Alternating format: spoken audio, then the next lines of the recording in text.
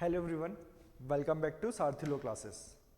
अभी तक sales of goods act की जो हमारी क्लासेस हुई हैं उन क्लासेस में हमने टिल सेक्शन 17 कवर कर लिया है एंड आई होप आप लोगों ने वीडियोस देख ली होंगे। उसके अंदर जो कंसेप्ट्स थे, जो लॉजिक्स थे, जो सेक्शंस को हमने जितनी डिटेल में करवाया है वो आपने अच्छी तरीके से समझा होगा और आपको सारी चीज़ें अच्छे से क्लियर भी हो गई होंगी। तो अब हम आगे चलते हैं। जो हमारा करंट लेक्चर है उसके अंदर हम जो हमारा नेक्स्ट चैप्टर है, chapter number 3 of the sales of goods act, वो स्टार्ट करेंगे।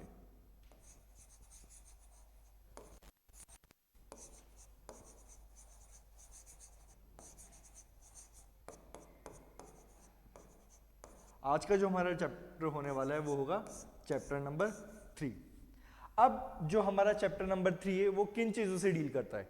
अभी तक हमने देखा कि कैसे आप जो गुड्स हैं उनको कैसे ट्रांसफर करोगे, कॉन्ट्रैक्ट कैसे होगा, क्या उसकी इसेंशियल रिक्वायरमेंट्स है, ये सारी चीज़ें अभी तक हमने कवर कर ली हैं। अब क्योंकि देखो कॉन्ट्रैक्ट हमारा हो चुका है तो उसके बाद जो नेक्स्ट स्टेज आती है इस पूरे ट्रांजेक्शन में वो होनी चाहिए कि उस कॉन्ट्रैक्ट का इफेक्ट क्या होगा। तो जो हमारा चैप्टर नंबर 3 है वो डील करता है effect of the contract.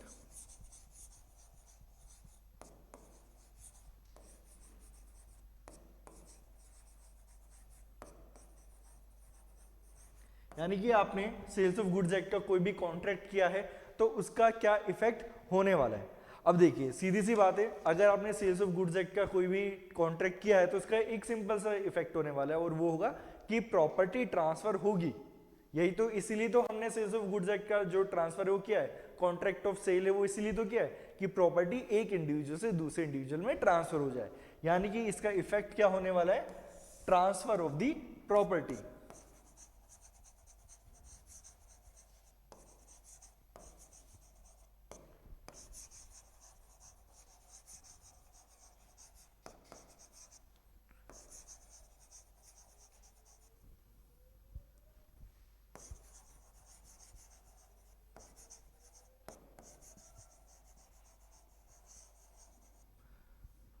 Transfer of the property from seller to buyer. और उसके बाद जो सेकंड इफेक्ट होने वाला है, अब क्योंकि प्रॉपर्टी ट्रांसफर हो गई तो साथ में क्या ट्रांसफर होगा, ट्रांसफर ऑफ द टाइटल।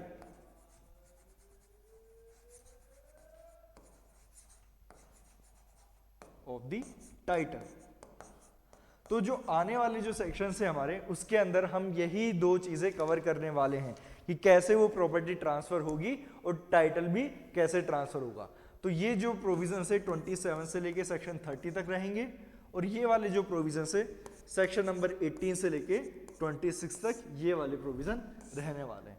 तो आज इस लेक्चर में हम ट्राई करेंगे कि ये सारे सेक्शन यानी कि सेक्शन नंबर 18 से लेके सेक्शन नंबर 17 तक ये सारे सेक्शन आज हम इस क्लास में कवर कर पाए।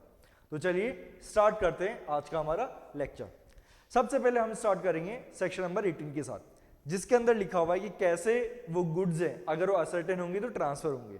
तो एज पर section 18 goods must be ascertain. हमने स्टार्टिंग क्लास में कवर कर लिया था कि जो हमारे गुड्स होते हैं different different types of goods होते हैं, जिसके अंदर आते हैं specific goods, ascertain goods, unascertain goods and future goods, contingent goods. तो उन्हीं में से किसी एक टाइप के गुड्स की यहाँ पर बात की गई है और वो है असर्टेन गुड्स। तो सेक्शन 18 के according where there is a contract for the sale of unascertain goods, no property in the goods is transferred to the buyer unless and until the goods are ascertained। यानी कि देखो simple सी बात है ना, logic वाली बात है। अगर अभी आपको यही नहीं पता कि गुड्स कौन से आपको ट्रांसफर करने हैं तो गुड्स ट्रांसफर करोगे कैसे, है ना। तो आपको पता होना चाहिए कि ये वाले गुड्स हमें ट्रांसफर करने हैं। जैसे अगर आपको याद हो तो हमने क्या एग्जांपल लिया था अनसर्टेन गुड्स का, हमने ये एग्जांपल लिया था कि आप सब्जी वाले के पास जाते हो और आप उससे बोलते हो कि भैया मुझे 1 किलो टमाटर देना। अब उसके पास तो 1 किलो टमाटर नहीं है, 1 किलो टमाटर से ज्यादा है, 10 किलो, 15 किलो, 20 किलो, वो तो टमाटर बेचने के लिए ही तो आया है। तो वहां पे जब आपने उसको जाके बोला कि अनअसर्टेन गुड्स, यानी कि आपने 1 किलो टमाटर के लिए बोला, यानी कि क्या हो गया, अनअसर्टेन गुड्स हो गए। अब जब आपने ये बोला वो है अनअसर्टेन गुड्स। अब जब वो टमाटर देगा तो एटलीस्ट या तो वो आपको छांटने के लिए बोलेगा कि भाई साहब आप ये लो टोकरी और उससे छांट लो, या फिर वो खुद अपनी मर्जी से टमाटर उठाएगा और उनको टोकरी में रखेगा। तो यही चीज सेक्शन नंबर 18 के अंदर बोली गई है कि अगर आप अनअसर्टेन गुड्स से रिलेटेड डील कर रहे हो तो ऐसी सिचुएशन में उस गुड्स के अंदर से कोई भी प्रॉपर्टी ट्रांसफर नहीं होगी जब तक कि वो गुड्स अनअसर्टेन से असर्टेन ना बन जाए। यानी कि जब तक कि वो ये ना छाट ली कि कौन से उसे 1 किलो टमाटर चाहिए, कौन से वाले 1 किलो टमाटर चाहिए, तब तक वो प्रॉपर्टी ट्रांसफर नहीं होने वाली है। और प्रॉपर्टी की डेफिनेशन भी हमने पढ़ी थी। देखो यहां पे क्या होगा, जब भी आप सेक्शन पढ़ो तो वहां पे कोई भी ऐसा वर्ड आ रहा है ना जो डेफिनेशन क्लॉज के अंदर दिया हुआ है, तो आप उस सेक्शन के ब्रेक साइड में बिल्कुल छोटा सा लिख लिया करो कि वो डेफिनेशन क्लॉज में कौन सा प्रोविजन है। तो उससे क्या होगा, जब आप बैरेक्ट को बार बार रीड करोगे तो आपको ऑटोमेटिकली याद हो जाएगा कि ये डेफिनेशन कहाँ पे दी हुई है। तो इससे आपका जो एक्स्ट्रा बर्डन होता है कि आपको डेफिनेशन क्लॉज याद करना पड़ता है, उसमें ये भी याद करना पड़ता है कि स्पेसिफिकली कौन से प्रोविजन के अंदर वो डेफिनेशन दी हुई है, तो आपका ये बर्डन यहाँ पर थोड़ा रिलीज हो जाएगा। इसलिए ये एक छोटा सा काम किया करो, बैरेक्ट में साइड में छोटे से छोटे अक्षरों में ये लिख लिया करो ताकि आपका बर्डन थोड़ा रिलीज हो जाए। तो हमने देखा था प्रॉपर्टी जो है वहां पे बोला हुआ था कि जनरल प्रॉपर्टी होगी, सिर्फ और सिर्फ स्पेसिफिक प्रॉपर्टी से डील नहीं होगा। यहाँ पे क्या होगा, जनरल प्रॉपर्टी के साथ डील किया जाएगा। और हमने ये भी समझा था कि जनरल प्रॉपर्टी क्या होती है और स्पेसिफिक प्रॉपर्टी क्या होती है। तो जनरल प्रॉपर्टी का मतलब होता है ओनरशिप और स्पेसिफिक का मतलब होता है सिर्फ और सिर्फ पोजीशन। तो यानी कि अगर प्रॉपर्टी की बात होती है तो वहां पे ओनरशिप की बात आती है, ना कि सिर्फ और सिर्फ पोजीशन की। तो यहाँ पे यही बोला जा रहा है कि किसी भी गुड्स के अंदर अगर वो अनअसर्टेन गुड्स है तो उसके अंदर प्रॉपर्टी तभी ट्रांसफर मानी जाएगी जब वो गुड्स अनअसर्टेन से असर्टेन हो जाएंगे। तो यानी कि जब आपने उस ढेर में से जो 10 किलो टमाटर का जो ढेर था उसमें से जब 1 किलो टमाटर छाट लिए तो वो क्या हो गया, अब अनअसर्टेन से असर्टेन गुड्स बन चुके हैं। तो अब जो है उन गुड्स के अंदर से प्रॉपर्टी ट्रांसफर हो सकती है। ये बोलता है हमारा सेक्शन नंबर 18। उसके बाद आता है सेक्शन नंबर 19। एज पर section number 19 property passes when intended to pass. Okay, तो इसमें बोला गया है where there is a contract for the sale of specific और ascertained goods the property in them is transferred to the buyer at such time as the parties to the contract intended it to be transferred. After that, for the purpose of ascertaining the intention of the parties, regard shall be had to the terms of contract, the conduct of the parties and circumstances of the case. And lastly, unless a different intention appears, the rule contained in section 20 to 24 are rules for ascertaining the intention of the parties as to the time at which the property in the goods is to pass to the buyer. तो अब देखो यहाँ पे क्या बोला जा रहा है, सेक्शन नंबर 18 था, उसके अंदर तो क्या था कि अनअसर्टेन गुड्स हैं, तो उसके अंदर प्रॉपर्टी कब ट्रांसफर होगी, जब वो अनअसर्टेन से क्या बन जाएंगे, असर्टेन गुड्स बन जाएंगे। अब यहाँ पे क्या बोला जा रहा है कि अगर जो गुड्स हैं वो ऑलरेडी स्पेसिफिक या फिर असर्टेन गुड्स हैं, तो ऐसी सिचुएशन में प्रॉपर्टी कब ट्रांसफर होगी, जब भी पार्टीज की इंटेंशन होगी। सिंपल सी बात ही है। अगर वहां पर जाके आपने बोला, क्या बोला कि अगर फॉर एग्जांपल आप कार के शोरूम में गए, आपने बोला सर मुझे ये वाली गाड़ी चाहिए, स्पेसिफिकली आपने कर दिया कि मुझे ये वाली गाड़ी चाहिए। या फिर फोन के शोरूम में गए, आपने स्पेसिफिकली मॉडल नंबर लिया और वो पीस उठाया और बोला मुझे ये वाला फोन चाहिए, तो क्या हुआ, ये स्पेसिफिक गुड्स हुए। तो यहां पे उन गुड्स के अंदर प्रॉपर्टी तब ट्रांसफर मानी जाएगी जब पार्टीज की इंटेंशन थी। तो यानी कि अगर वहां पे पार्टीज ने बोला कि जो प्रॉपर्टी इमीडिएटली ट्रांसफर हो जाएगी, तो क्या होगा, वो इमीडिएट ट्रांसफर होगी।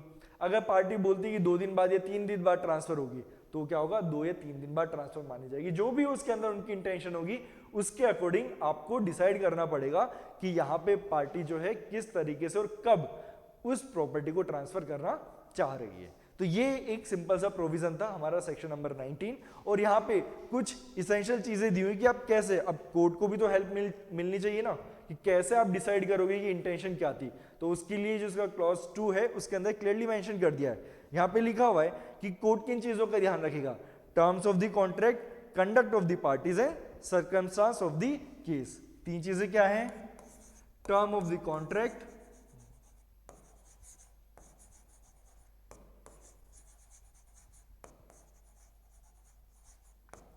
टर्म ऑफ द कॉन्ट्रैक्ट, फिर सेकंड आता है कंडक्ट ऑफ द पार्टीज,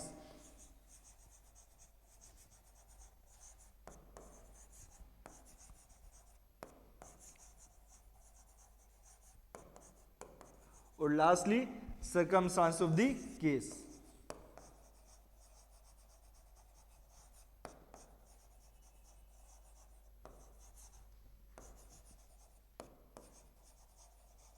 तो इन चीजों को ध्यान में रखते हुए कोर्ट डिसाइड करेगा कि पार्टीज की इंटेंशन क्या थी।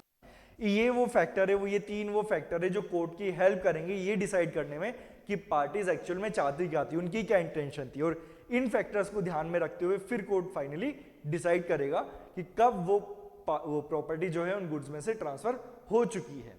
और उसके अलावा एडिशनली बोला हुआ है कि आने वाले जो सेक्शन है 20 से लेके 24 उसके अंदर जो प्रोविजंस दिए गए हैं, उसके अंदर जो प्रिंसिपल्स दिए हुए हैं, वो रूल्स भी यहाँ पे फॉलो किए जाएंगे। करेक्ट? तो ये होता है हमारा section number 19। After that section number 20, specific goods in a deliverable state. इसमें बोला गया है where there is an unconditional contract for the sale of specific goods in a deliverable state, the property in goods passes to the buyer when the contract is made, and it is immaterial whether the time of payment of the price or the time of delivery of goods or both is postponed। तो यहाँ पे क्या बोला जा रहा है, अगर specific goods है, देखो हर सेक्शन की कुछ ना कुछ कंडीशन है, कुछ की टर्म्स होते हैं, कुछ इसेंशियल होते हैं, तो उनको याद रखना जरूरी है। तो जब आप सेक्शन नंबर 20 देखोगे तो उसके अंदर दो चीजें इसेंशियल है। पहला, goods must be specific.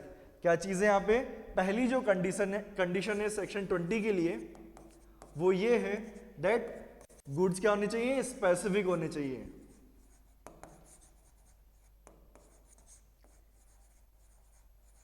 Specific goods होने चाहिए। और दूसरा क्या है, वहां पे किसी भी टाइप की कोई भी कंडीशन इंपोज नहीं होनी चाहिए, यानी कि अनकंडीशनल कॉन्ट्रैक्ट होना चाहिए।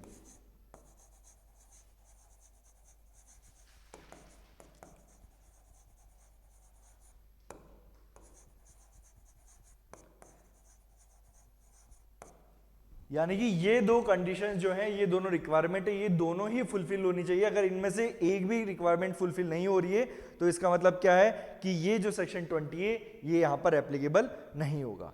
तो यहाँ पे क्या, अनकंडीशनल कॉन्ट्रैक्ट होना चाहिए, स्पेसिफिक गुड्स होना चाहिए, और जो गुड्स है वो क्या है, डिलीवरेबल स्टेट में है। तो ऐसी सिचुएशन में जो प्रॉपर्टी इन गुड्स है वो हाथों हाथ ट्रांसफर हो जाएगी।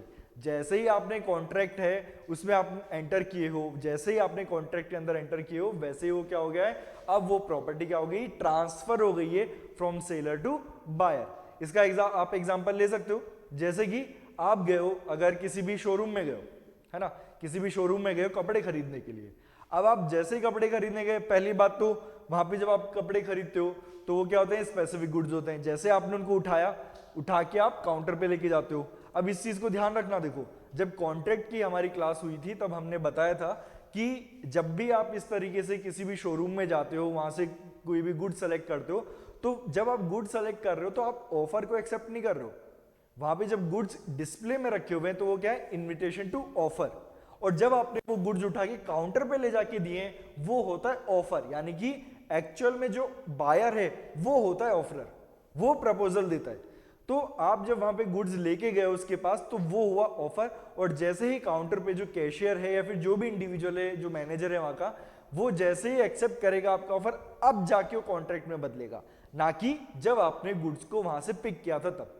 तो क्या हुआ, जैसे आप काउंटर पर लेके गए, उन्होंने जैसे बोला कि ठीक है हम आपको सेल कर देंगे। नॉर्मली यही होता है, कभी कोई दुकानदार जो मना नहीं करता अनटिल अनलेस वो जो गुड्स है ऑलरेडी किसी और को सेल आउट हो चुके हों और वो बस डिस्प्ले में रखे हुए थे। तो ऐसी सिचुएशन में कभी कभी वो मना करते हैं, अदरवाइज कभी भी वो मना नहीं करते हैं। तो जब आप वहां पे गुड्स को लेके गए तो क्या है, गुड्स स्पेसिफिक है कि मुझे ये वाली जो है चीज चाहिए, उसके अलावा कोई कंडीशन नहीं है। आप ये ले जाके ये नहीं बोलोगे कि कभी भी बड़े शोरूम में जाओगे, जो ब्रांडेड शोरूम होते हैं वहां पे बार्गेनिंग नहीं होती है। ये जो बार्गेनिंग वाला काम है लोकल शॉप्स पे चलता है। तो अभी अपन जो एग्जांपल ले रहे हैं ब्रांडेड शॉप्स का ले रहे हैं, तो वहां पे आप जाओगे तो ये तो नहीं बोलोगे नहीं भैया वहां पे 1000 रुपए लिखा है लेकिन हम तो 500 में लेना चाह रहे हैं, है ना। तो इस तरीके के कोई आप बार्गेनिंग नहीं करते हो, किसी टाइप की कोई भी वहां पे कंडीशन नहीं होती है। अगर आपको लेना है तो ये प्राइस है और आप ले सकते हो, उसके अलावा कोई बार्गेनिंग नहीं है, कोई कंडीशन नहीं है। तो क्या हो गया, गुड्स भी आपके स्पेसिफिक है और क्या है, अनकंडीशनल कॉन्ट्रैक्ट होने वाला है। ऐसी सिचुएशन में अब क्या हुआ, जैसे ही वो गुड्स उन्होंने क्या किया, एग्री किया। वैसे क्या करेंगे, नॉर्मली दो सिचुएशन होती है, तो बोलते हैं कैरी बैग लेना है, और दूसरी चीज बोलेंगे कैरी बैग नहीं लेना है तो आप ऐसे ही ले जा सकते हो, यही होता है। और कैरी बैग के 5 रुपए चार्ज करेंगे आपसे, 5 या 10 रुपए अननेसेसरली। वहीं लोकल शॉप पे जाओगे कैरी बैग को खुशी खुशी देगा आपको। तो यही होता है, ब्रांडेड में जाओगे तो ऐसी चीजों की पे करना पड़ता है जिसकी जरूरत नहीं होती है। तो आपने अगर उनको बोला कि कैरी बैग नहीं चाहिए तो क्या डिलीवरेबल स्टेट में उन्होंने आपको पकड़ा दिए। तो अब यहाँ पे क्या होगा, जैसे ही उन्होंने आपको वो कॉन्ट्रैक्ट किया, देखो यहाँ पे कॉन्ट्रैक्ट कोई राइटिंग में नहीं हो रहा है, थ्रू कंडक्ट ही हो रहा है। तो यहाँ पे प्रपोजल कब हुआ, जब आपने उनको काउंटर पे ले जाके दिया।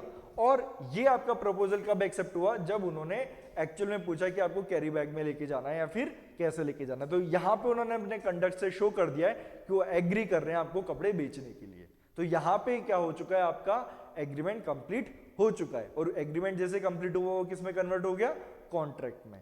तो जो हमारा सेक्शन नंबर 20 है वो यही बोलता है कि डजंट मैटर आप पेमेंट बाद में कर रहे हो या डिलीवरी बाद में हो रही है।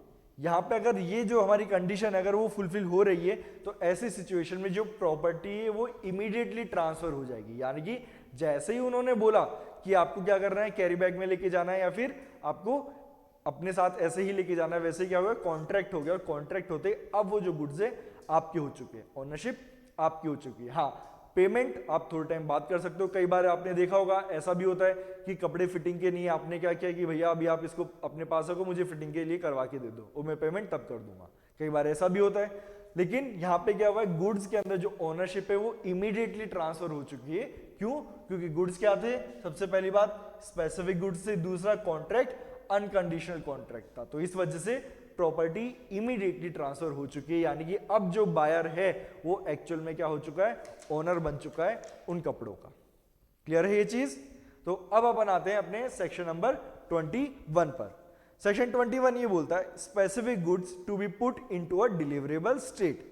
यहां पे क्या बोला जा रहा है, where there is a contract for the sale of specific goods and the seller is bound to do something to the goods for the purpose of putting them into a deliverable state. The property does not pass until such thing is done and the buyer has notice thereof. अब यहां पे क्या बोला जा रहा है, अब अपन वही एग्जांपल लेते हैं कि A है, वो B के पास गया। B क्या है, एक फार्मर है और वो ये क्या बेचता है, राइस। ठीक है, A गया B के पास और B बेचता है राइस। बी का बहुत बड़ा गोडाउन है। ए उस गोडाउन में गया, उसने बोला कि यार देखो मुझे ना राइस चाहिए और इस क्वालिटी की राइस चाहिए और ये रहे वो राइस, और ये जितना भी तुम्हारा माल है, फॉर एग्जांपल उसके पास 20 किलो 50 किलो 100 किलो जितना भी बचा होगा ये सारा माल मैं ले रहा हूँ। तो यानी कि क्या होगा, स्पेसिफिक गुड्स हो गए। उसने सारी चीज बता दी है कि मुझे इस क्वालिटी के चावल चाहिए, ये रहे वो चावल, और मुझे कितनी क्वांटिटी में चाहिए, जितना भी यहाँ पे रखा हुआ है। तो सब क्या हो गया, स्पेसिफिक गुड्स हो गए। लेकिन अभी देखो ऐसा तो है नहीं कि जैसे सेलर ने बोला, बाहर बोलेगा ले जाओ ले जाओ, अब वो कैसे लेके जाएगा, अपनी जेब में तो डाल के लेके नहीं जाएगा।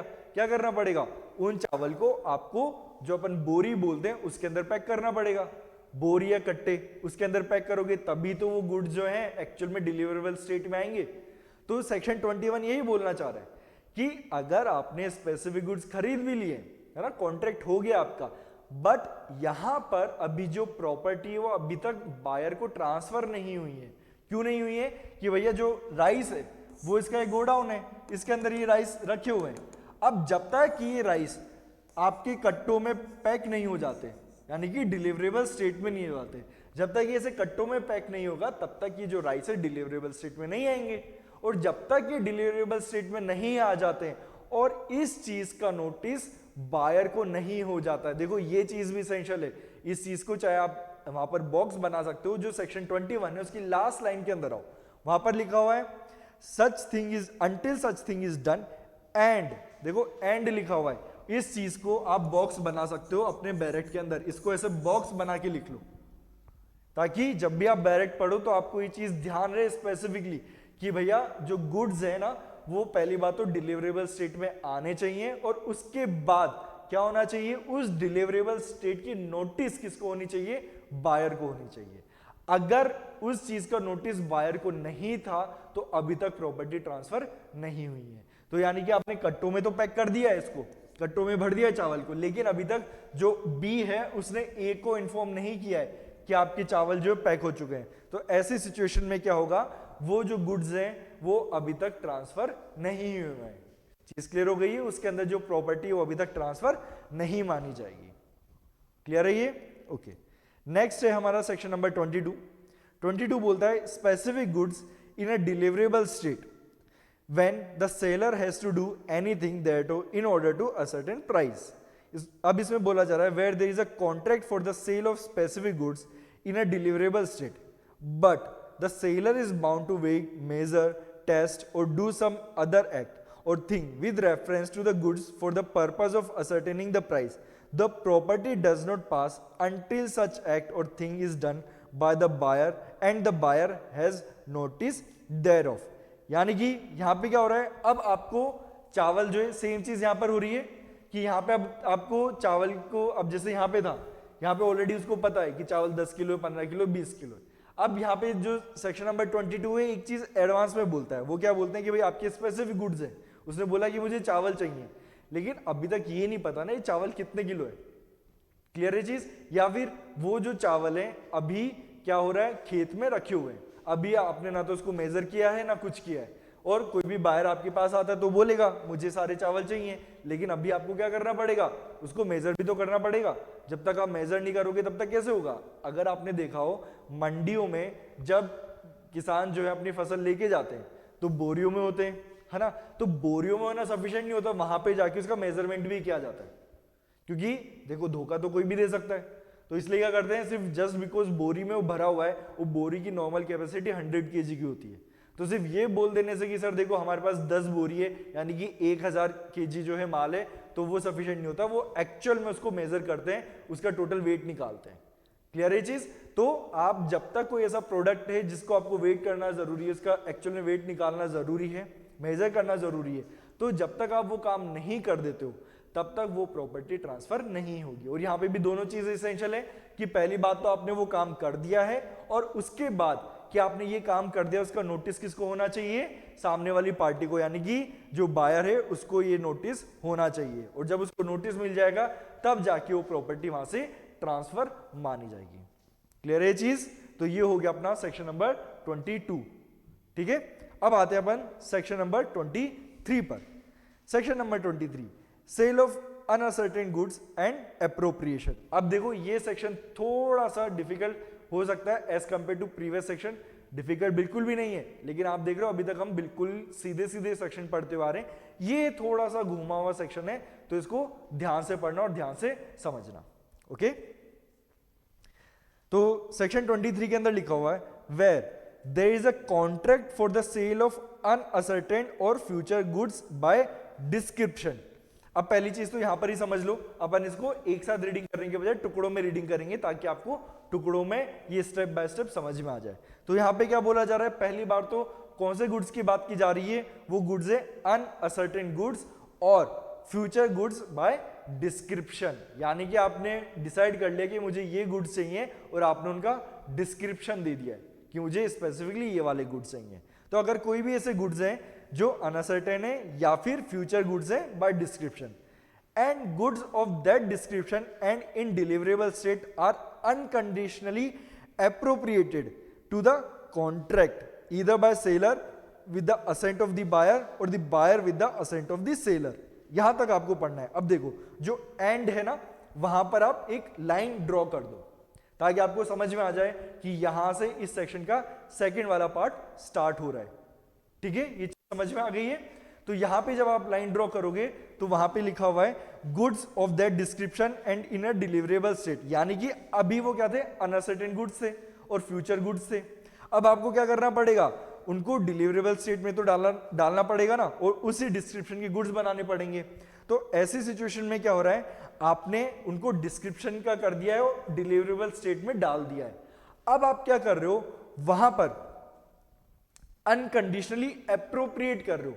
अब देखो जो फ्यूचर गुड्स है, अब जैसे मैं फार्मर के पास गया कि देखो भैया ये आपके खेत में जितनी भी फसल उगने वाली है, वो जो फसल है, एक सेकेंड,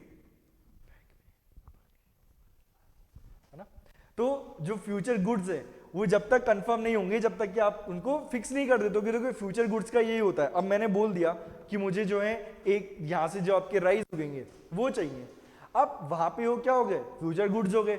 अब जब फ्यूचर गुड्स हुए तो आपको उसमें से निकालना पड़ेगा ना। अब वहां पे आप गए फार्मर के पास, इसको इस तरीके से समझो, ये आपका खेत है, ठीक है, उसमें आप चावल उगा रहे हो, आप उसके पास गए कि भैया आपके खेत में जो चावल होंगे वो मुझे चाहिए। चाहिए, लेकिन मुझे कितने किलो चाहिए, मुझे 50 केजी ही चाहिए। मुझे क्या चाहिए, 50 केजी चावल चाहिए। आप ये बोल के उसे आ गए, ये क्या होगा, फ्यूचर गुड्स हुए ना, फ्यूचर गुड्स हुए। अब क्या करना पड़ेगा, आपने उनको डिस्क्रिप्शन भी दे दिया है कि भैया मुझे चावल चाहिए, इस क्वालिटी के चावल चाहिए, जैसे बासमती राइस हो गए या फिर जो भी अलग अलग क्वालिटी वेराइटीज आती चावल की वो हो गई।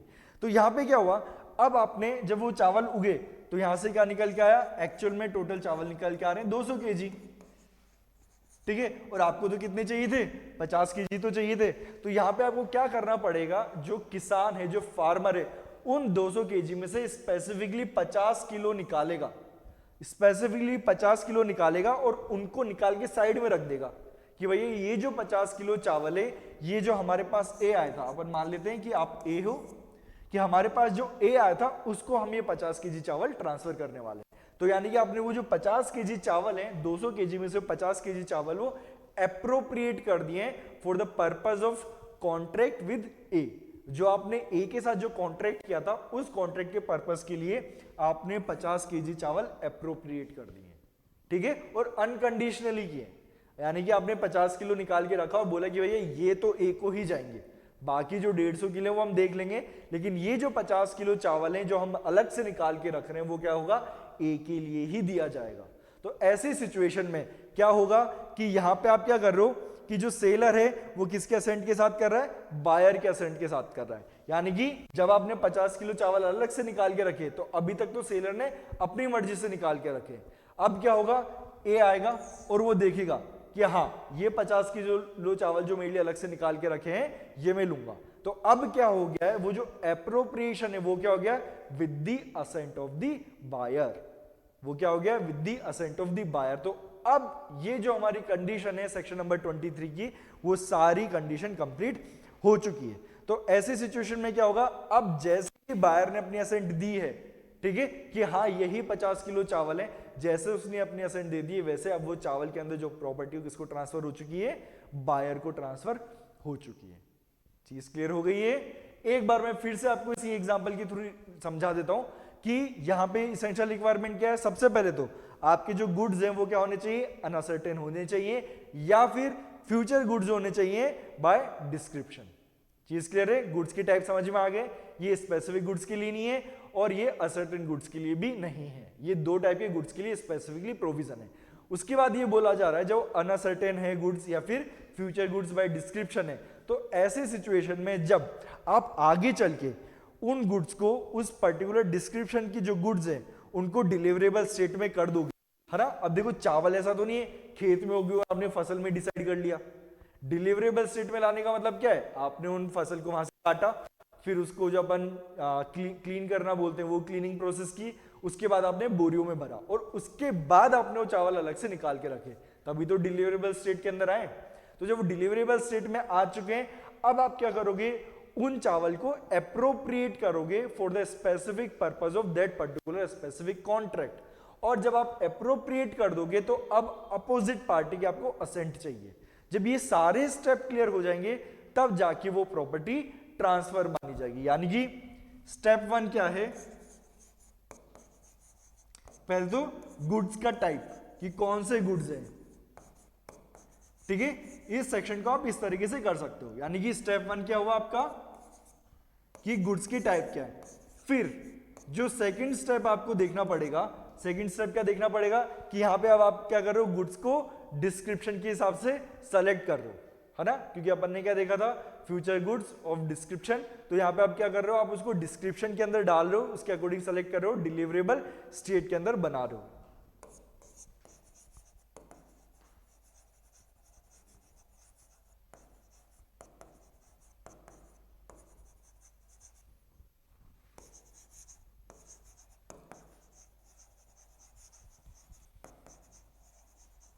ठीक है, ये हमारा हो गया है स्टेप नंबर 2। उसके बाद थर्ड स्टेप आता है हमारा कि आपने उनको जो हमारे गुड्स हैं उनको क्या कर दिया है, एप्रोप्रिएट कर दिया है for specific purpose of that particular contract. क्या कर दिया आपने, एप्रोप्रिएट कर दिया। इस चीज का ध्यान रखना आप। तो आपका यहां पे आएगा appropriation.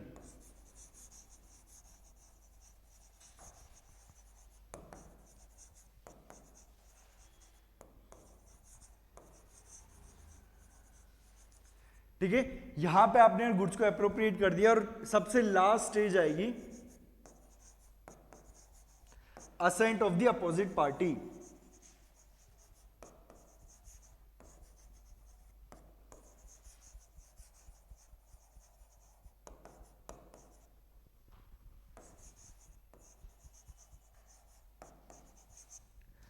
Ascent of the opposite party. अब देखो यहां पे ना दोनों साइड से लिखा हुआ है। अब अपन इस एग्जाम्पल को रिवर्स करके देख लेते हैं कि भैया जो हमारे बायर हैं, किसान ने तो क्या किया कि वो 200 केजी जो चावल थे उनको बोरियों में भरा और अपने गोडाउन में रख दिया। अब बायर आया, बायर ने बोला कि भैया ये जो स्पेसिफिक कट्टे हैं, अपन मान के चलते हैं कि एक कट्टे के अंदर 10 केजी चावल आ रहे हैं, कट्टे की बात चल रही है, बोरी की नहीं, कट्टे के अंदर अपन मान के चलते हैं 10 केजी चावल आ रहे हैं।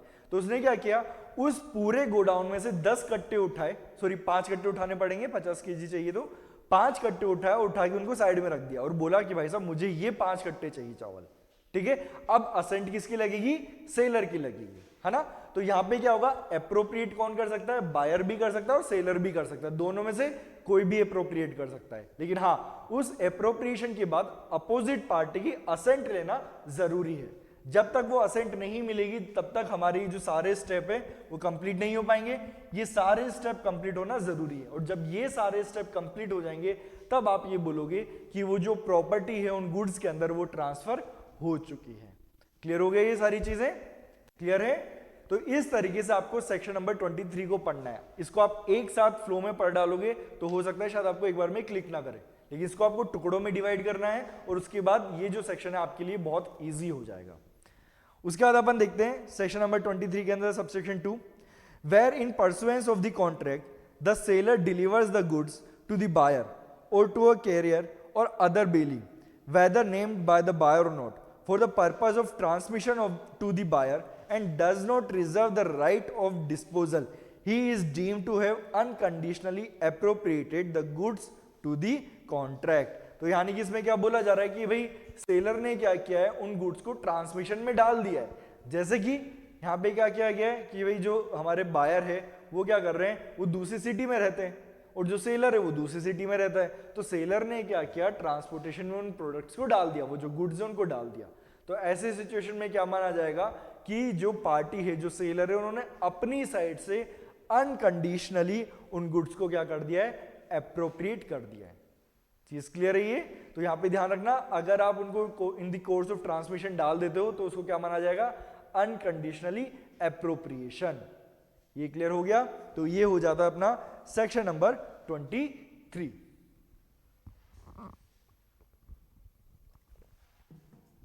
ओके, फिर अपन डील करेंगे सेक्शन नंबर 24 के साथ। सेक्शन नंबर 24 बोलता है when goods are delivered to the buyer on approval और ऑन सेल और रिटर्न और other similar terms the property therein passes to the buyer.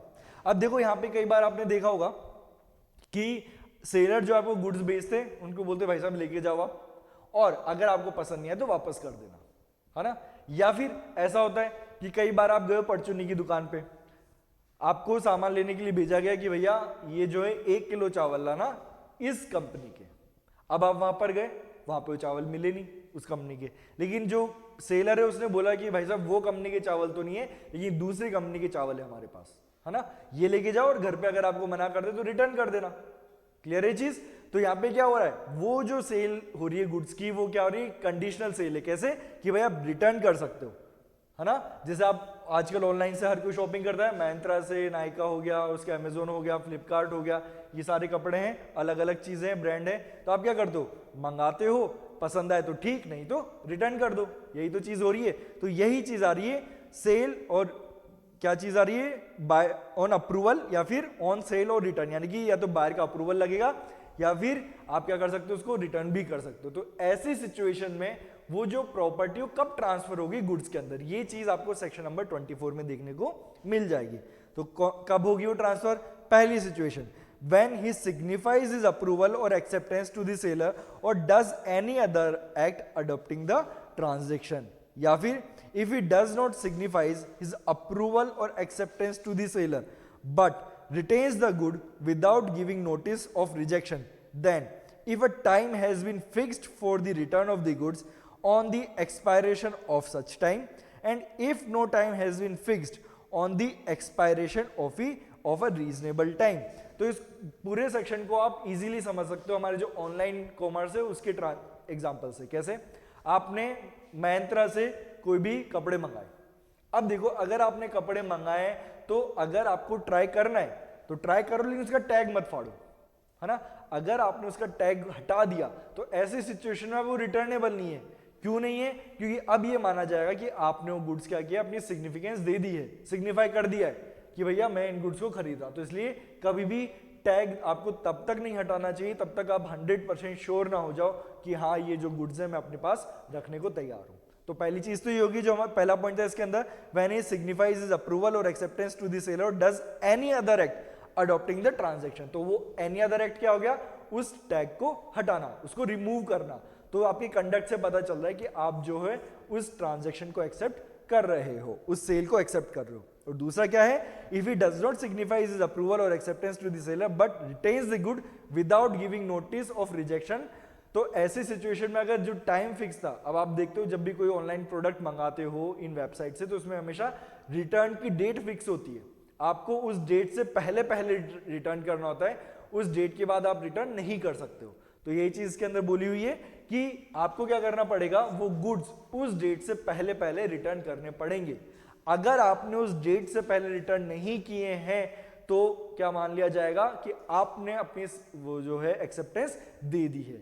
और अगर कोई भी टाइम पीरियड फिक्स नहीं था तो ऐसी सिचुएशन में जो रीजनेबल टाइम होगा उसके अंदर अगर आपने अपनी सिग्निफिकेंस शो नहीं किए तो क्या मान लिया जाएगा, आपने एक्सेप्ट कर लिया। और जैसे आप सिग्निफाई करोगे, जैसे ही आप सिग्निफाई करोगे वैसे क्या हो जाएगा, वो गुड्स जो हैं उनके अंदर जो प्रॉपर्टी वो ट्रांसफर मान ली जाएगी। जैसे कि आपने कोई प्रोडक्ट मंगाया, 1 मार्च को प्रोडक्ट डिलीवर हो गया 2025 को, ठीक है। और इसके अंदर फिर जैसे प्रोडक्ट डिलीवर होता है ऑटोमेटिक ऐप के अंदर वो स्टेटस अपडेट हो जाता है कि प्रोडक्ट वो क्या हो चुका है, डिलीवर हो चुका है। और क्या था वहां पे लिखा हुआ था with in 7 days of delivery, यानी कि आपको with in 7 days of delivery वो क्या करना है, प्रोडक्ट रिटर्न करना है अगर आप रिटर्न करना चाहते हो तो with in 7 days of delivery क्या हो गया, 8 मार्च,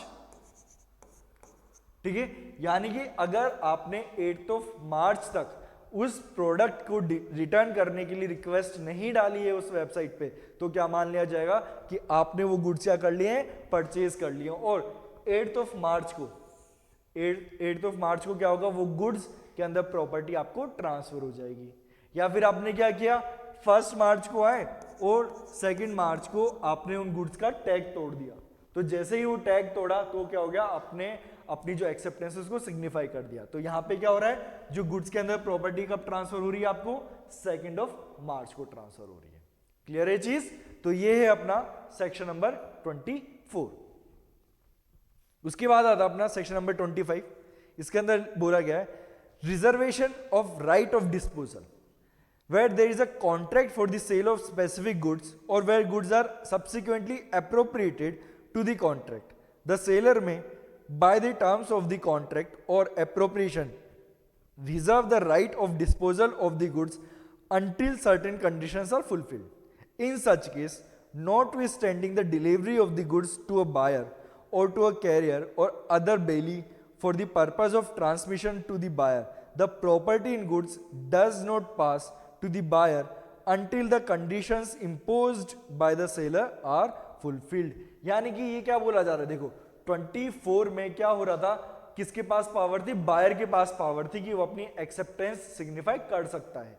यहां पे अपर हैंड दिया गया सेलर को कि सेलर ने जब वो कॉन्ट्रैक्ट किया तो प्रॉपर्टी तो ट्रांसफर कर दी है, property transfer in the sense sorry वो जो पोजीशन है ना गुड्स का वो तो जा चुका है, यानी कि स्पेसिफिक प्रॉपर्टी तो ट्रांसफर हो चुकी है। लेकिन अपन ने देखा था डेफिनेशन क्लॉज में कि यहां पर सेल्स ऑफ गुड्स एक्ट के अंदर स्पेसिफिक प्रॉपर्टी नहीं, अपन को किसके ऊपर फोकस करना है, जनरल प्रॉपर्टी के ऊपर करना है। तो यानी कि डजंट मैटर कि आपने प्रॉपर्टी के अंदर जो पोजीशन है ट्रांसफर कर चुके हो, लेकिन अगर सेलर ने कुछ कंडीशन लगाई थी और अगर वो कंडीशन फुलफिल नहीं हुई है तो इसका मतलब क्या है कि वो जो प्रॉपर्टी है यानी कि जो जनरल प्रॉपर्टी है वो अभी तक ट्रांसफर नहीं हुई है। तो इसको आप बोलोगे राइट ऑफ डिस्पोजल।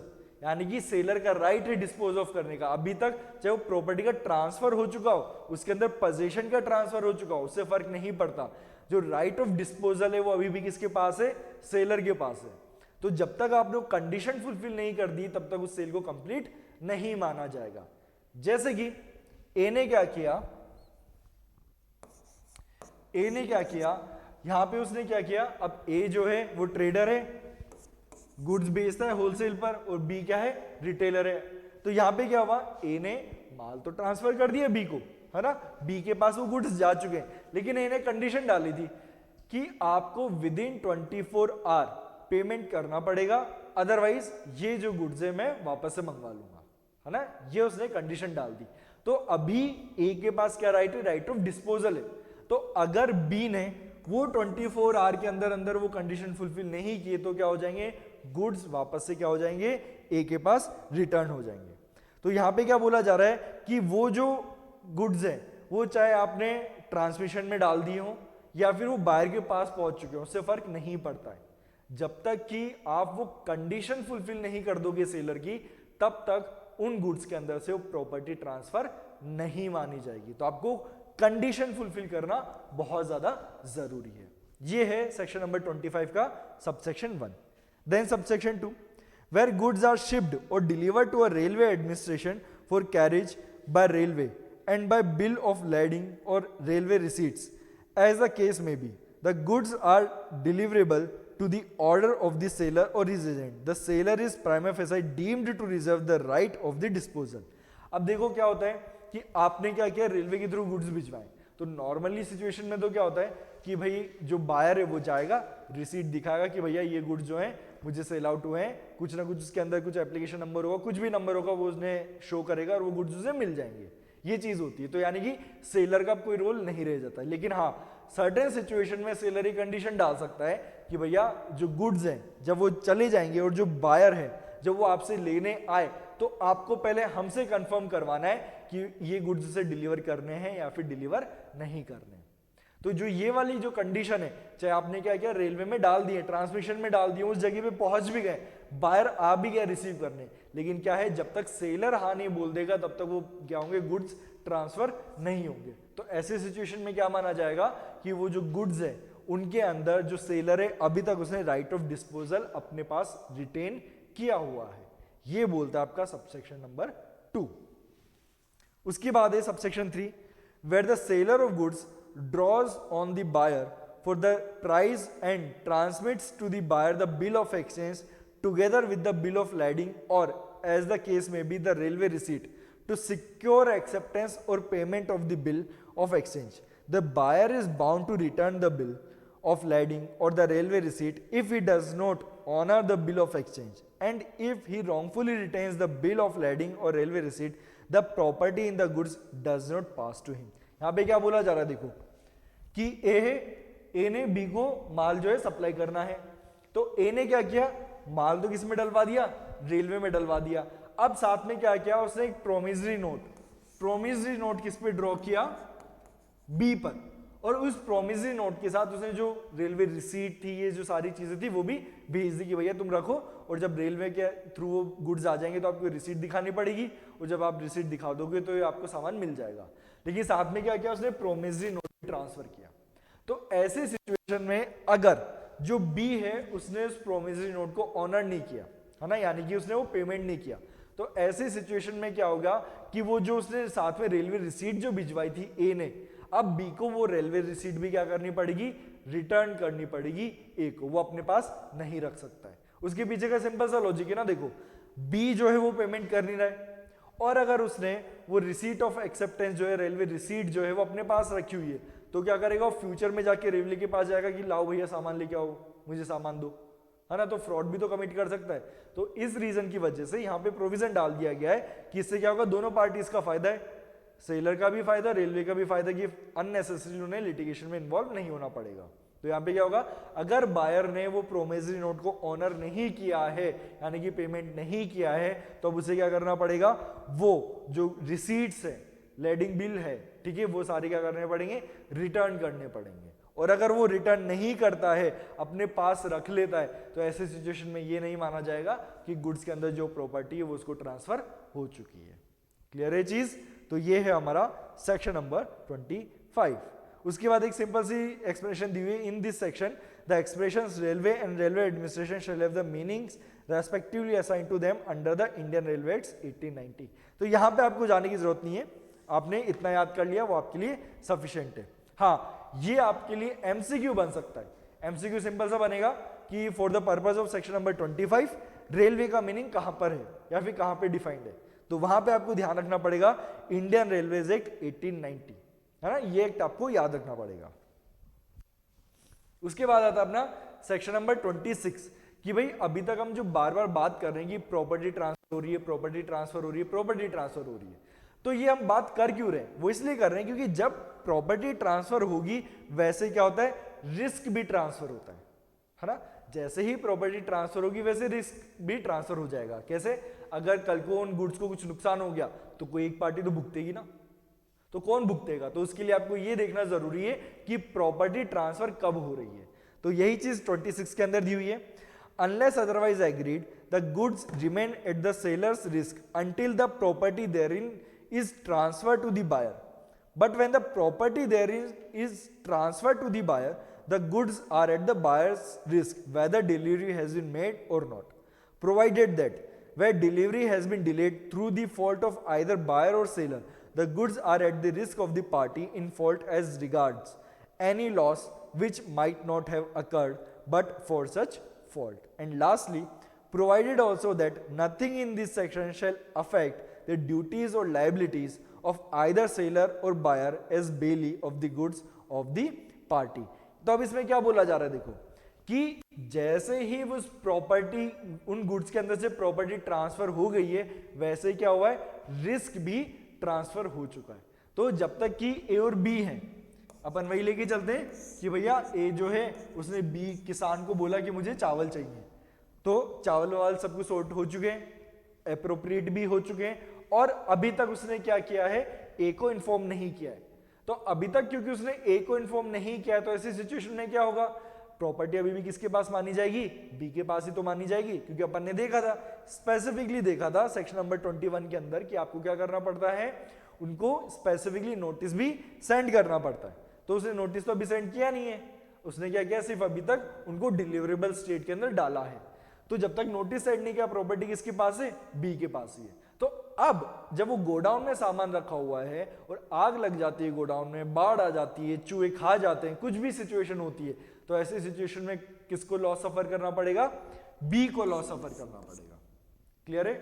लेकिन अगर बी ने वहीं पर नोटिस सेंड कर दिया था ए को, क्या किया था, नोटिस सेंड कर दिया ए को कि भाई साहब हमने गुड्स को क्या किया है, डिलीवरेबल स्टेट में डाल दिया है और अब आप आके ले जाओ इन्हें।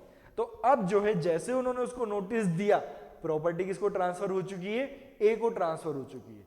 अब इस मूवमेंट के आगे अगर कोई भी लॉस होता है उन गुड्स को लेके, तो अब रेस्पॉन्सिबिलिटी किसकी है, ए की।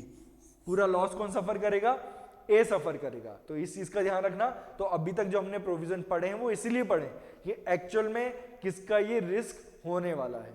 तो यहाँ पे जैसे उसने नोटिस दिया, उसे डिलीवरेबल स्टेट में डाला, डिलीवरेबल स्टेट में डाल के क्या किया, नोटिस सेंड किया। तो नोटिस सेंड करते अब प्रॉपर्टी का पोजीशन किसको ट्रांसफर हो चुका है, सॉरी प्रॉपर्टी किसको ट्रांसफर हो चुकी है, ए को ट्रांसफर हो चुकी है। तो अब रिस्क किसका है, ए का है।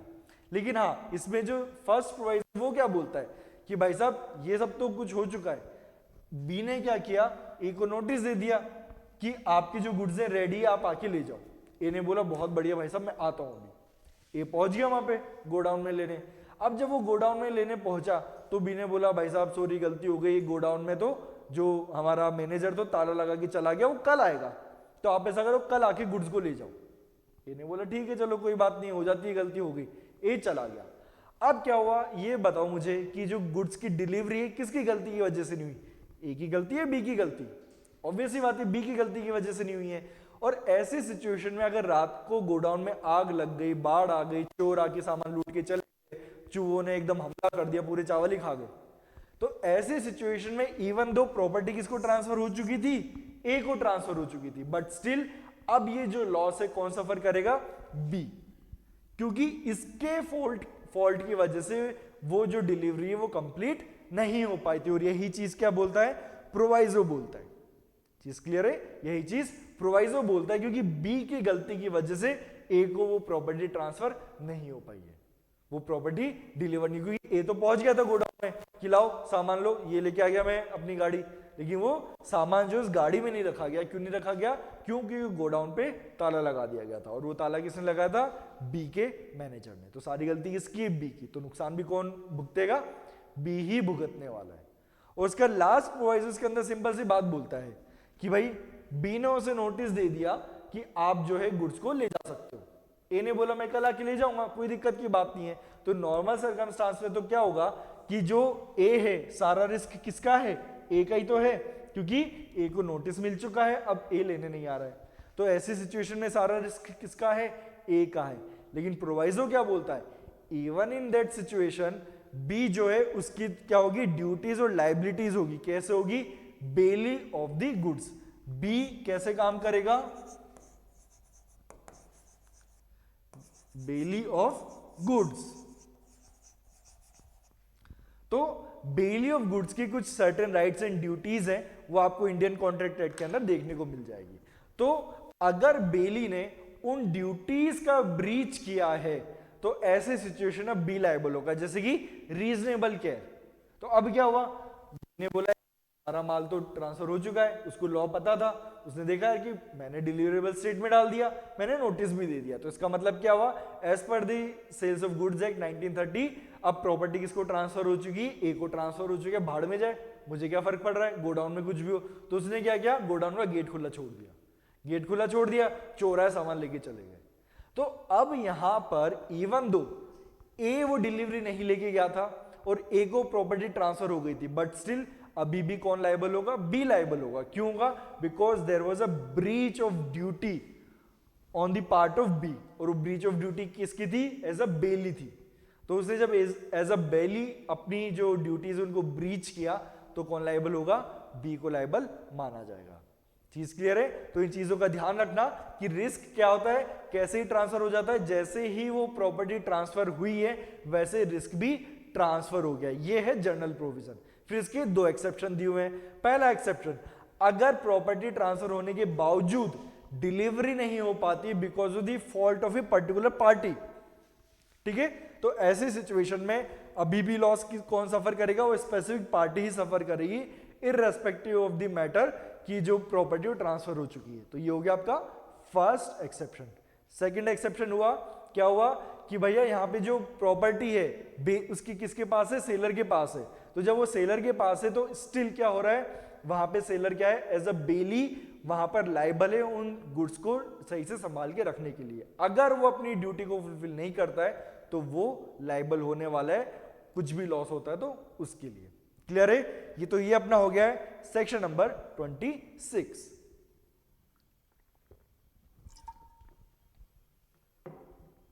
ये अपना सेक्शन नंबर 26। फिर उसके बाद अपन स्टार्ट करते हैं सेक्शन नंबर 27। अब यहां पे हम देखेंगे ट्रांसफर ऑफ द टाइटल। अब ये देखो बहुत ज्यादा जरूरी चीज है समझना। अभी तक हम प्रॉपर्टी को ट्रांसफर कर रहे थे कि भैया ओनरशिप ट्रांसफर हो रही है, कैसे हो रहा है, कब वो ट्रांसफर मानी जाएगी, है ना। अभी तक हमने क्या पढ़ा? कब आप मानोगे कि प्रॉपर्टी ट्रांसफर हो चुकी है। लेकिन जब भी सेल का मैटर आता है तो वहां पे देखो टाइटल ही तो ट्रांसफर होगा, राइट। यानी कि जब ए ने बी को गुड्स बेचे तो अब एक्चुअल में कौन हो चुका है? ओनर बी हो चुका है। तो यानी कि क्या हुआ है? टाइटल ट्रांसफर हुआ है।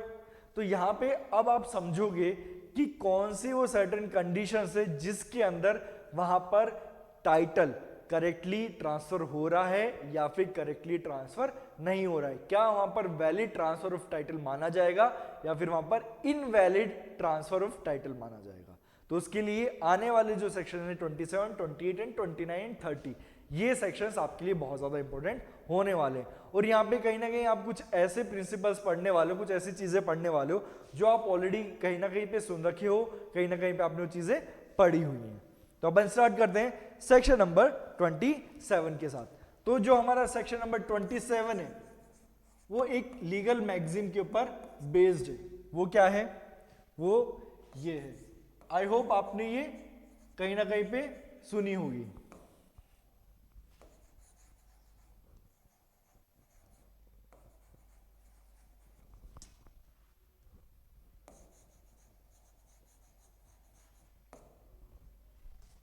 नेमो दैट क्वाड नॉन हैबिट, इसका मतलब होता है nobody can give what he himself has not got, यानी कि कोई भी इंडिविजुअल वो चीज नहीं दे सकता है जो उसके खुद के पास नहीं है।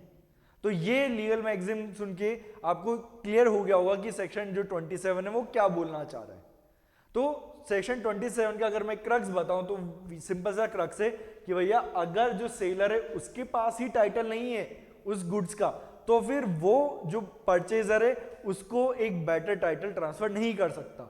यानी कि अगर जो सेलर है, इस पूरी ट्रांजैक्शन में जो सेलर है, अगर वो वहां पर ओनर नहीं है तो वो बी को भी as a owner title transfer नहीं करेगा और वो ओनरशिप का अभी तक टाइटल जो है ट्रांसफर नहीं हुआ है। और अगर ए जो है उन गुड्स को थेफ्ट के अंदर उसने पोजीशन में लिया है तो यानी कि वो प्रॉपर्टी क्या है, स्टोलन प्रॉपर्टी है। या आप आईपीसी और बीएनएस के अंदर देखोगे कि वो प्रॉपर्टी क्या है, स्टोलन प्रॉपर्टी है। तो ए के पास ओनरशिप का टाइटल थोड़ी ना है, उसके पास किसका टाइटल है, स्टोलन प्रॉपर्टी का टाइटल है। तो ए जब बी को वो गुड्स बेच रहा है तो बी के पास भी क्या टाइटल ट्रांसफर होगा, स्टोलन प्रॉपर्टी का ही होने वाला है, उसको ओनरशिप का टाइटल नहीं मिलने वाला है। ये बोलता है आपका सेक्शन नंबर 27 का जर्नल प्रोविजन। क्लियर हो गई चीज, लीगल मैगजीन क्लियर हो गई है कि क्या बोलती है और क्या इसका मतलब है, कैसे ये यहाँ पे क्या हो रही है, रिलेटेड हो रही है। तो अपन एक बार रीड करते हैं सेक्शन नंबर 27 को। Subject to the provision of this act, देखो हर प्रोविजन के अंदर कुछ ना कुछ वर्ड जो डाले गए उनका कुछ ना कुछ स्पेसिफिक मीनिंग है, अननेसेसरी किसी भी वर्ड को नहीं डाला गया। यानी कि जब इन्होंने लिख दिया है subject to the provision of this act, तो इसका मतलब क्या है कि भैया अगर इस एक्ट के अंदर कोई एक्सेप्शन दिए हुए हैं, कोई दूसरे प्रोविजन दिए हुए हैं जो सेक्शन 27 से कॉन्ट्राडिक्टरी है, तो आप उन सेक्शंस को क्या दोगे, प्रेफरेंस दोगे। तो क्या दे दिया है, subject to the provision of this act, यानी कि ये जो सेक्शन नंबर 27 है, this particular section is subject to the other provision of this particular act, this act and any other law for the timing in force, यानी कि ये एक्ट हो या फिर कोई दूसरा अदर लॉ हो। Where goods are sold by a person who is not the owner thereof and who does not sell them under the authority or with the consent of the owner, the buyer acquires no better title to the goods than the seller had, unless the owner of the goods is by his conduct precluded from denying the seller's authority to sell। तो वही बात बोल रहे हैं जो इस magazine के अंदर है, जो मैंने अभी आपको समझाई कि भैया अगर जो गुड्स है, वो जो सेलर है, अगर वो उसके पास ना तो अथॉरिटी है ना, और ना वो ओनर है, तो ऐसी सिचुएशन में वो एक बेटर टाइटल ट्रांसफर नहीं कर सकता। किसको नहीं कर सकता, बायर को नहीं कर सकता। चीज क्लियर हो गई है। यानी कि अगर ए जो है वो ना तो ओनर है और ना ही उसके पास अथॉरिटी है, ना तो वो ओनर है और ना ही उसके पास अथॉरिटी है, तो ऐसी सिचुएशन में जो बायर है उसको भी आप ओनरशिप ट्रांसफर नहीं कर सकते। ये बोलता है आपका जर्नल प्रोविजन। जर्नल प्रोविजन यहां खत्म है। अब देखना आप यहां से ही इसके एक्सेप्शन आना स्टार्ट हो गए। जर्नल प्रोविजन का जो फर्स्ट पैराग्राफ है उसी के अंदर एक्सेप्शन है। क्या एक्सेप्शन है, that unless the owner of the goods is by his conduct precluded from denying the seller's authority to sell, यानी कि जो ओनर है, जो रियल ओनर है, उसने अपने कंडक्ट से अपने आप को प्रिक्लूड कर लिया है, ठीक है, प्रिक्लूड कर लिया है from denying the seller's authority to sell. कैसे, अब ए है, ठीक है, ए कार को सेल आउट करना चाह रहा है बी को कार सेल आउट करना चाह रहा है, लेकिन इस कार का रियल ओनर कौन है, सी, और सी कौन है, फादर ऑफ ए, ठीक है। रियल ओनर कौन है कार का, सी कौन है, फादर ऑफ दी ए के पास अभी तक कोई अथॉरिटी नहीं है। लेकिन जब ए ये नेगोशिएशन कर रहा था बी के साथ कि कार खरीद लो, इतनी पुरानी कार है, इतने में पड़ेगी आपको, ये टोटल प्राइस है, जब ये सारे वो डिस्कशन कर रहा था तो सी वहां पे प्रेजेंट था और सी ने कुछ बोला नहीं।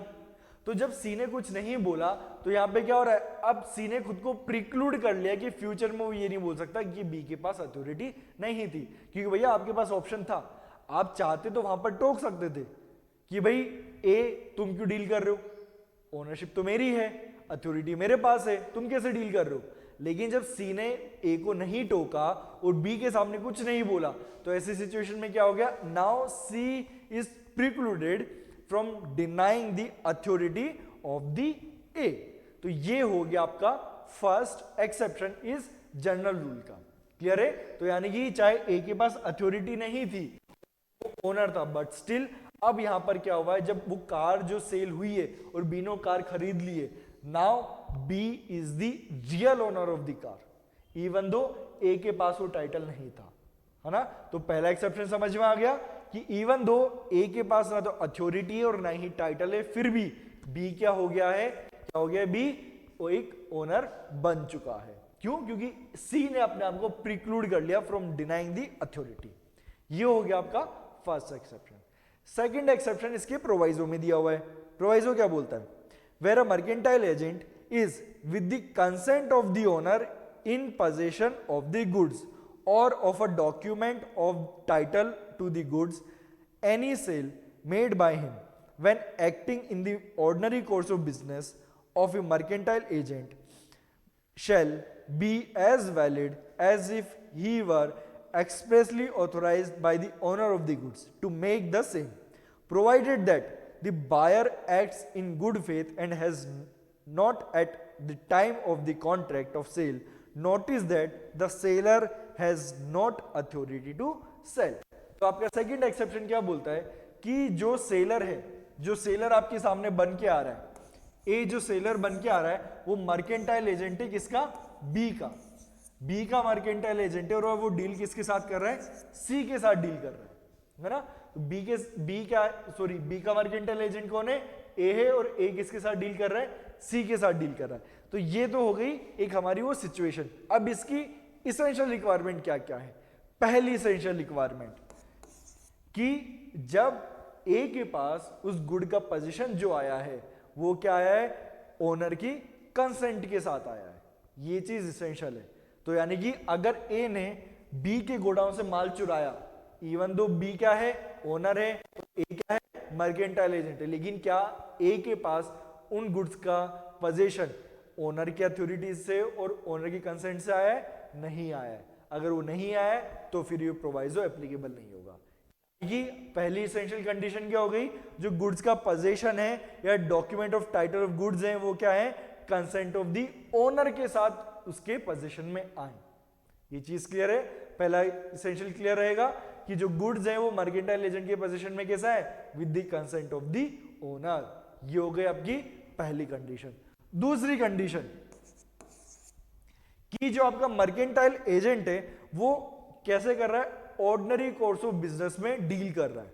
यानी कि भैया अगर मंडी है, ठीक है, या कोई मार्केट है, वो 9 से 6 खुलता है, ठीक है, दुकान कभी भी 7-8 बजे तक भी खुल जाती है, दैट्स इट। तो वो तो क्या होगा, ऑर्डिनरी कोर्स ऑफ बिजनेस।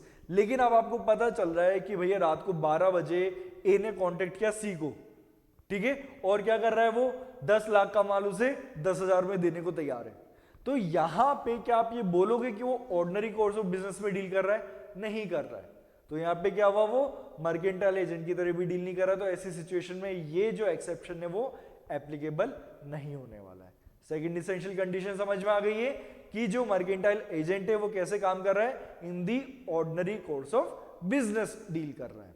और जो तीसरी रिक्वायरमेंट है, तीसरी जो रिक्वायरमेंट है कि भैया जो परचेजर है ना वो बोनाफाइड परचेजर होना चाहिए।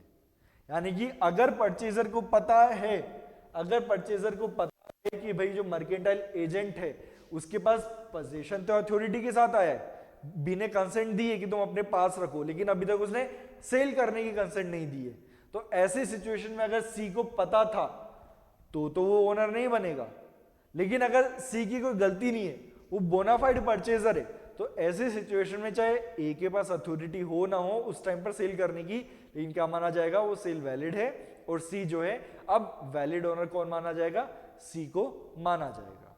ये चीज क्लियर है? तो तीनों कंडीशन समझ में आ गई है। तो अभी तक हमने 2 एक्सेप्शन पढ़ चुके हैं जनरल प्रोविजन के, और जो सेकंड एक्सेप्शन था उसके अंदर भी 3 इसेंशियल कंडीशंस थी, वो भी हमने समझ लिए। तो ये होता है अपना सेक्शन नंबर 27 कंप्लीट। अब नेक्स्ट जो है कंडीशन, सॉरी नेक्स्ट एक्सेप्शन है वो क्या है? Sale by the one of the joint owners, section number 28। और ये बोलता है when one of the several joint owners of goods has the sole position of them by permission of the co-owners, the property in goods is transferred to any person who buys them of such joint owner in good faith and has not at the time of the contract of sale notice that the seller has not authority to sell। अब यहां पे क्या बात चल रही है? Joint ownership की। जैसे कि कार है, जॉइंट ओनरशिप है, 2 लोगों ने मिलकर खरीद लिए, या फिर आपके टूर एंड ट्रेवल का बिजनेस है ना, 2 पार्टनर्स है, उनमें जॉइंट ओनर्स है उसके वो। तो अब क्या हुआ है, जो एक ओनर है उसने तो उसे फंडिंग प्रोवाइड करवाई थी, वो अपने दूसरी सिटी में बैठा हुआ है, वो बिजनेस कौन संभाल रहा है? कोई दूसरा पार्टनर संभाल रहा है। यानी कि फॉर एग्जांपल ए और बी हैं, ये दोनों पार्टनर हैं। तो ऐसी सिचुएशन में ओनरशिप तो क्या है? जॉइंट ओनरशिप है, लेकिन पूरा काम कौन संभाल रहा है? बी संभाल रहा है। तो वो जो बस है वो भी किसके पोजीशन में है? बी के पोजीशन में ही है। तो अब क्या है, अगर बी इस कार को सेल आउट कर देता है तो ऐसे सिचुएशन में क्या माना जाएगा कि जो परचेजर है उसको एक वैलिड ओनरशिप ट्रांसफर हुई है।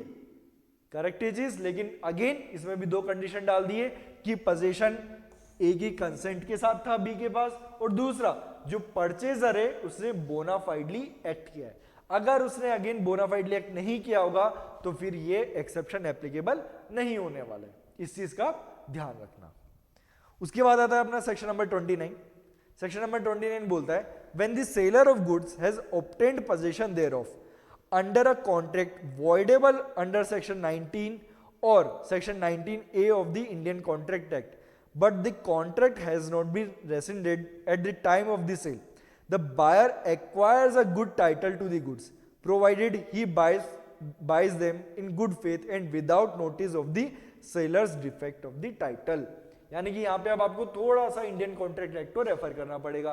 सेक्शन 19 और 19A of Indian contract act ये बोलते हैं कि अगर कभी भी जो कंसेंट है कॉन्ट्रैक्ट के लिए कैसे ली गई है? Through coercion, undue influence, fraud, misrepresentation और मिस्टेक। अगर इन 5 में से किसी एक रीजन की वजह से वहां पे कंसेंट दी गई थी तो ऐसी सिचुएशन में क्या होगा? वो जो कॉन्ट्रैक्ट है वो वॉइडेबल होगा। क्या होगा? वॉइडेबल होगा। लेकिन हाँ, इस चीज का ध्यान रखना, कोई भी कॉन्ट्रैक्ट अगर वॉइडेबल है इसका मतलब ये नहीं है कि वो कॉन्ट्रैक्ट वॉइड हो चुका है। आपको स्पेसिफिकली थ्रू कोर्ट उसको वॉइडेबल डिक्लेयर करवाना पड़ेगा। तो अगर आपने उसको वॉइडेबल डिक्लेयर नहीं करवाया है और अपोजिट पार्टी ने मीनवाइल वो प्रॉपर्टी क्या कर दी है? ट्रांसफर कर दी है सामने वाली पार्टी को, तो अब क्या होगा? जो परचेजर है वो अगेन अगर बोनाफाइड परचेजर है तो ऐसे सिचुएशन में इवन दो जो करंटली सेलर है उसके पास टाइटल नहीं था, बेटर टाइटल नहीं, गुड टाइटल नहीं है ना, क्यों? क्योंकि कॉन्ट्रैक्ट तो क्या है? वॉइडेबल है। तो ऐसे सिचुएशन में जो परचेजर है जब उसके पास वो गुड्स गए हैं तो क्या माना जाएगा? अगर वो परचेजर बोनाफाइड परचेजर है तो वो क्या माना जाएगा? एक वैलिड ट्रांसफर क्या हुआ है किसका? टाइटल का। कैसे? जैसे कि मैं ये मान के चलता हूं ए है और बी है। इनिशियली क्या हुआ? ए ने बी के ऊपर अपनी अनड्यू इन्फ्लुएंस का इस्तेमाल किया। कैसे इस्तेमाल किया? ए जो है बी का क्या है? एडवोकेट है। ए क्या है? बी का एडवोकेट है। ए ने बी को एडवाइस दी कि भाई साहब ये जो जमीन है ना ये तो डिस्प्यूट में आएगी, है ना, डिस्प्यूट में आ सकती है, आप फालतू में लफड़े में फंसोगे, तो मेरी एडवाइस मानो, आप ये मुझे ट्रांसफर। तो आम इंसान कहां कोर्ट के चक्कर लगाते फिरोगे? मेरा तो काम तो कोर्ट में जाने का ही है, तो मैं किसी और मैटर के लिए जाऊं, मेरा भी चला जाऊंगा। तो मैं तो आपके फायदे की बात कर रहा हूं। कल को अगर डिस्प्यूट आ गया तो इस प्रॉपर्टी की कोई वैल्यू नहीं बचेगी, और आपको पता है सिविल सूट तो सालों साल चलती है। तो आप क्या करो, यहाँ पे आप ये प्रॉपर्टी ट्रांसफर कर दो। तो पहली बात तो इसने क्या किया है? अनड्यू इन्फ्लुएंस का इस्तेमाल किया है ना। हाँ, एक्चुअल में वो डिस्प्यूटेड थी, लेकिन उसने क्या किया? बहुत ही कम प्राइस में से खरीद लिया, है ना। तो ये हो गई अनड्यू इन्फ्लुएंस। या फिर वो डिस्प्यूटेड नहीं थी और उसने ये फैक्ट से झूठ बोला, तो क्या हो गया? ये एक तरीके से फ्रॉड कमिट हो गया। तो क्या हुआ यहाँ पे, चाहे आप अनड्यू इन्फ्लुएंस के थ्रू लो या फिर फ्रॉड के थ्रू लो, ए ने वो प्रॉपर्टी किसको ट्रांसफर करवा ली है, खुद को ट्रांसफर करवा ली है। अब ए ने क्या किया, इससे पहले कि बी इस ट्रांजैक्शन को वॉइड डिक्लेयर करवा पाए, क्यों, क्योंकि अभी क्या है, वॉइडेबल है, अभी क्या है, ये वॉइडेबल है। तो इससे पहले कि बी इस पूरी ट्रांजैक्शन को वॉइड डिक्लेयर करवा पाए, ए ने वो प्रॉपर्टी किसको सेल आउट कर दी है, सी को सेल आउट कर दी है। और सी को कुछ नहीं पता है कि ए और बी के बीच में जो ट्रांजैक्शन हुआ है वो वॉइडेबल है। तो ऐसे सिचुएशन में क्या होगा, इवन दो ए के पास गुड टाइटल नहीं था, गुड टाइटल क्यों नहीं है, क्योंकि अभी वो कॉन्ट्रैक्ट क्या है, वॉइडेबल है, तो गुड टाइटल तो है नहीं। तो ऐसे सिचुएशन में इवन दो ए के पास गुड टाइटल नहीं है, बट स्टिल सी के पास ओनरशिप ट्रांसफर हो जाएगी अगर सी एक बोनाफाइड परचेजर है तो। लेकिन अगर सी को पता था कि ए ने इस तरीके से अपनी अनड्यू इन्फ्लुएंस का इस्तेमाल किया है, तो अब वो जो प्रॉपर्टी है, वो जो ओनरशिप है, वो सी को ट्रांसफर नहीं होगी। चीज क्लियर हो गई है ये। तो ये है हमारा सेक्शन नंबर 29। लास्ट सेक्शन आज की वीडियो के लिए, सेक्शन नंबर 30, सेलर और buyer in position after sale, where a person having sold goods continues or is in possession of the goods or of the documents of title of the goods, the delivery or transfer by that person or by a mercantile agent acting for him of the goods or document of title under any sale, pledge or other disposition thereof to any person receiving the same in good faith and without notice of the previous sale shall have the same effect as if the person making the delivery or transfer were expressly authorized by the owner of the goods to make the same। तो यहां पे क्या हो रहा है कि भाई again example से समझो, आपको क्विकली समझ में आ जाएगा। हो सकता है कि बैरेट की जो लैंग्वेज है आपको इतना इजीली समझ में ना आए। तो यहां पे क्या हो रहा है कि ए ने क्या किया, बी को प्रॉपर्टी सेल आउट कर दी। और आप एग्जांपल समझ के आपको रियलाइज होगा कि ये जो चीजें प्रैक्टिकल लाइफ में बहुत बार होती है। कैसे होती है अभी आप समझ जाओगे। ए ने क्या किया, वो प्रॉपर्टी किसको सेल आउट कर दी, बी को।